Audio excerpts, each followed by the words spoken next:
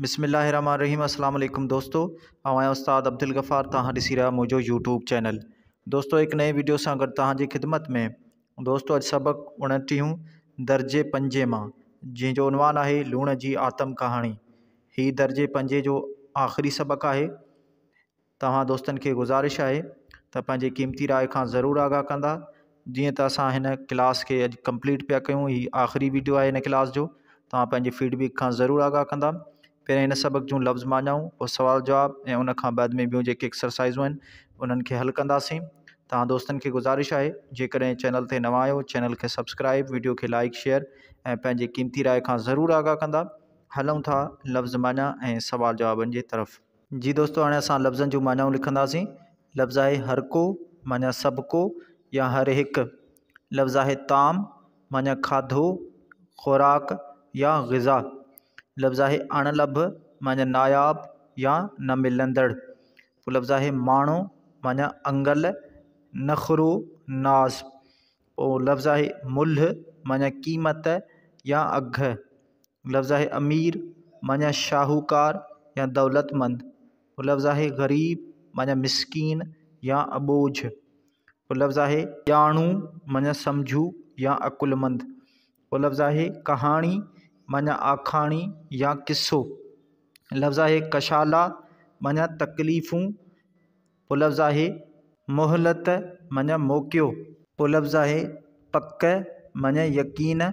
लफ़्ज़ आहे वॾाई माना तकब्बुर या हठ या गुरूर या किब्रियाई।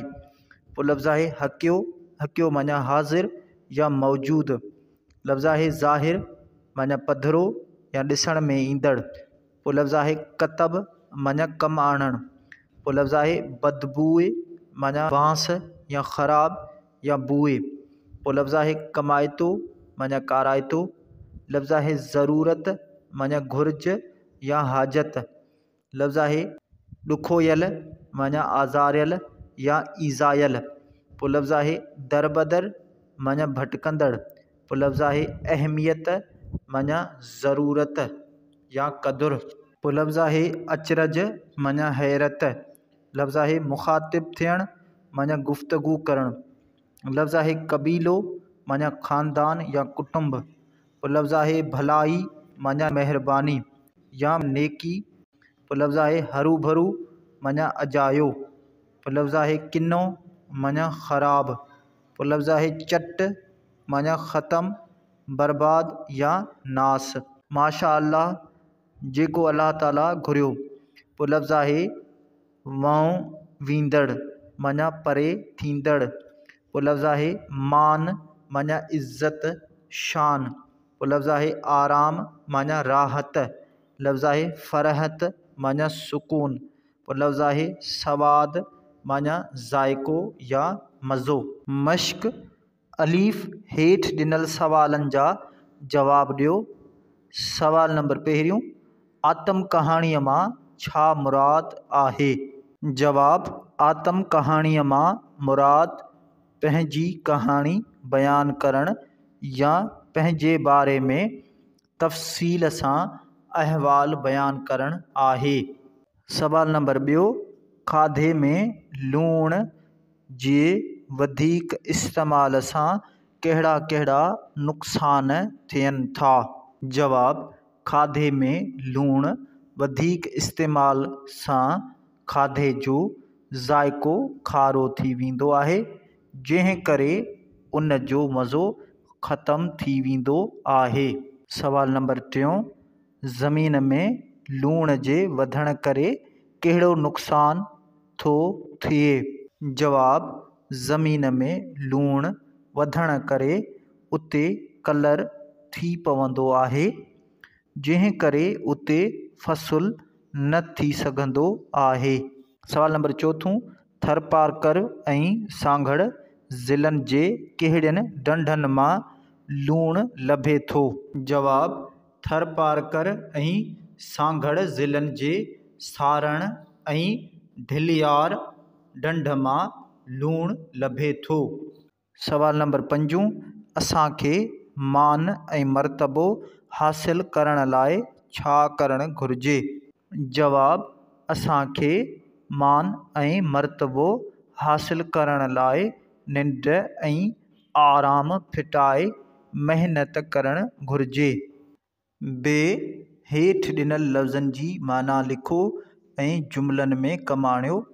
लफ़्ज़ आहिनि कशाला, दरबदर, माणो, मुहलत, अहमियत, अचरज। जी दोस्तों, हाणे असां लफ़्ज़नि जो मानाऊं लिखंदासीं ऐं उन्हनि खे जुमलनि में इस्तेमालु कंदासीं। लफ़्ज़ आहे कशाला, माना तकलीफ़ूं, ॾुख।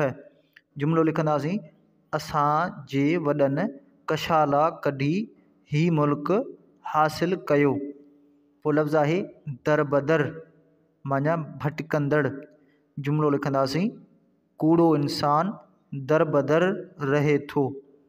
पोइ लफ़्ज़ आहे माणो, माना नाज़। जुमिलो लिखंदासीं नंढड़ा ॿार वॾनि सां माणा कंदा आहिनि। पोइ लफ़्ज़ आहे मुहलत, माना मोकियो। जुमिलो लिखंदासीं उस्ताद साहिब घर जे कमु करण लाइ हिकु ॾींहं जी मोहलत ॾिनी। पोइ लफ़्ज़ आहे अहमियत, माना क़दुरु। जुमिलो लिखंदासीं ज़िंदगी में दोस्तनि जी वॾी अहमियत हूंदी आहे।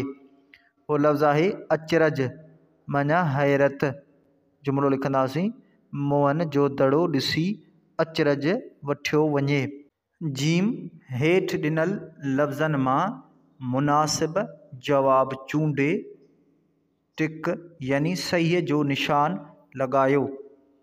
जुमिलो पहिरियों सीधे लूण जो रंग आहे अछो, कारो, ॻाढ़सिरो, कारसिरो।